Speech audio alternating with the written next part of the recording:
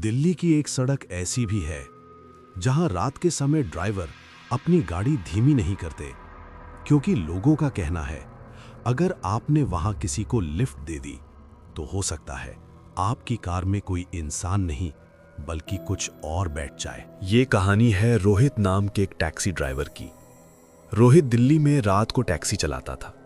अक्सर वो एयरपोर्ट से सवारी छोड़कर देर रात घर वापस जाता था। एक ठंडी सर्द रात थी। तारीख थी 12 दिसंबर और समय था रात के 2:17।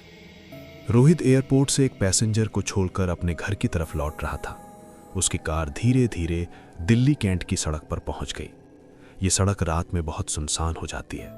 दोनों तरफ घने पेड़ और बीच में एक लंबी खामोश सड़क, बस स्ट्रीट लाइट की हल्की रोशनी और रोहित की कार के हेडलाइट्स। नींद और थकान दूर करने के लिए रोहित ने कार का रेडियो चालू कर लिया। रेडियो पे हल्का सा म्यूजिक बज रहा था, लेकिन अचानक रेडियो अपने आप बंद हो गया। रोहित ने सोचा शायद सिग्नल चला गया होगा। उसने रेडियो दोबारा चालू करने की कोशिश की, लेकिन कुछ ही सेकंड में रेडियो फिर से बंद हो गया। अब कार के अंदर सिर्फ गहरी खामोशी थी और बाहर चारों तरफ घना कोहरा। रोहित को थोड़ा अजीब सा महसूस होने लगा। तभी उसने आगे सड़क पर किसी को खड़ा देखा। एक औरत सफेद साड़ी में। वो सड़क के किनारे खड़ी थी और धीरे से हाथ उठाकर लिफ्ट मांग रही थी। रोहित ने ब्रेक दबाया। गाड़ी थोड़ी धीमी हो गई, लेकिन उसी पल उसे अपने दोस्त की बात याद आई। उसका दोस्त अक्सर कहता था, दिल्ली कैंट की सड़क पर रात को किसी अजनबी को लिफ्ट मत देना। रोहित के दिल में डर सा बैठ गया और उसने गाड़ी बिना रोके ही तेज कर दी। कुछ ही सेकंड में वो औरत पीछे छूट गई। रोहित ने राहत की सांस ली। उसे लगा शायद वो कोई आम यात्री होगी, लेकिन कुछ पल बाद रोहित ने रियर व्यू मिरर में देखा और उसका दिल जोर जोर से धड़कने लगा। वही औरत उसकी पीछे वाली सीट पर बैठी हुई थी। उसका चेहरा धीरे धीरे आईने में दिखाई दे रहा था। लंबे काले बाल और आंखें सीधे रोहित को घूर रही थीं। रोहित का हाथ स्टीयरिंग पर कांपने लगा। डर के मारे रोहित ने तुरंत गाड़ी सड़क किनारे रोक दी।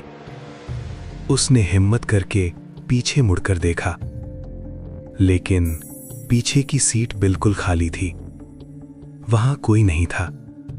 रोहित ने गहरी सांस ली। उसने खुद को समझाया कि शायद डर की वजह से उसे भ्रम हो गया होगा। कुछ देर बाद उसने गाड़ी स्टार्ट की और घर चला गया। अगली सुबह रोहित अपनी टैक्सी साफ कर रहा था। तभी उसकी नजर पीछे वाली सीट पर पड़ी और उसका खून जम गया। सीट पर मिट्टी से बने हुए पैरों के निशान थे, जैसे कोई रात में वहां बैठा हो।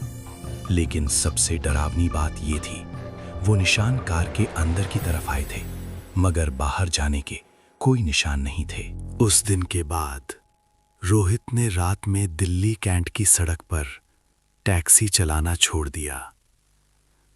लेकिन आज भी कई ड्राइवर कहते हैं, रात 2 बजे के बाद एक सफेद साड़ी वाली औरत वहां सड़क किनारे खड़ी मिलती है, और अगर कोई गाड़ी नहीं रोके तो वो खुद ही कार के अंदर आ जाती है।